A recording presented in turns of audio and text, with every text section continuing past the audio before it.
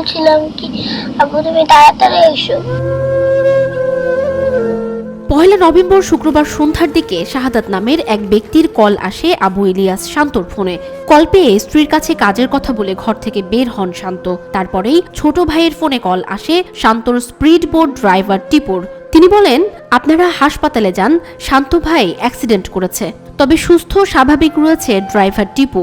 রক্তাক্ত অবস্থায় হাসপাতালে নেওয়ার পথে জেলা যুবদলের যুগ্ম আহ্বায়ক আবু ইলিয়াস শান্তর মৃত্যু হয়। প্রাথমিকভাবে শান্তর কপালে ও শরীরে আঘাতের চিহ্ন পান চিকিৎসকরা। শান্তর পরিবারের দাবি, পূর্ব পরিকল্পিতভাবে তাকে হত্যা করা হয়েছে। কে বা কারা তাকে হত্যা করতে পারে এ বিষয়ে কোনো তথ্য নেই তাদের কাছে। আমার ভাই ভালো কাজে সবসময় লিপ্ত ছিল, এই কারণে আমার ভাইকে হত্যা করানো হয়েছে। যেমন মানুষ খারাপ কিছু না করতে পারতো, অবৈধ কোনো কিছু না করতে পারতো, আর আমার ভাই অল্প বয়সে হারায় গেছে, এই কারণে পাশাপাশি আমার ভাইয়ের পিছনে অনেক শত্রু বাহিনী নিয়ে তারা হত্যা করানো হয়েছে।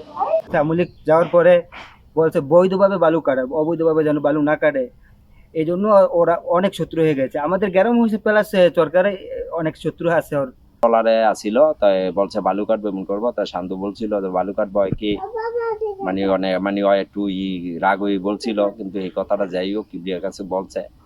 তো সেই দিন আবার ওরা কি করছে, ওদের সাথে একটা মিলমিশের কথা ছিল যে বালু যেভাবে বৈধতাভাবে কাটা যায় এরকম একটা সমঝোতায় আসার কথা ছিল। তো ওরে ফোন দিয়ে নিয়ে গেছে, মানে ফোনটা কে দিল, কি আসে বিষয়, কে কার সাথে যোগাযোগ করে গেল, কারে কিভাবে নিয়ে গেল, ঠিক আছে, এগুলো আমরা তো সঠিক জানি না। কিন্তু আরে তো পরিকল্পিতভাবে মার্ডার হয়েছে এটা তো জানেন।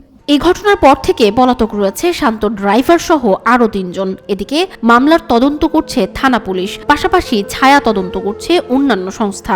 তদন্তকারী কর্মকর্তা জানান, হত্যা এবং দুর্ঘটনা দুটি বিষয় মাথায় রাখছেন তারা। তার ভাই বাদী হয়ে কি মামলা রুজু করেছে, মামলাটি আমরা অত্যন্ত গুরুত্ব দিয়ে তদন্ত করছি। প্রকৃতপক্ষে কি ঘটনা ঘটেছে সেটি বের করার জন্য আমরা সর্বোচ্চ, এটি তদন্ত শেষে আমরা বলতে পারবো।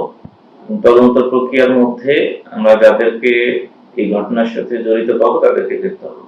বড় ছেলের মৃত্যুতে পরিবারে নেমে এসেছে শোকের ছায়া। বাবার মৃত্যুতে ভেঙে পড়েছে 9 বছরের ছোট্ট মেয়ে ফারিয়াও। ক্ষণে ক্ষণে বাবার কথা জিজ্ঞাসা করে, বাবা কখন আসবে, কখন তাকে ঘুরতে নিয়ে যাবে।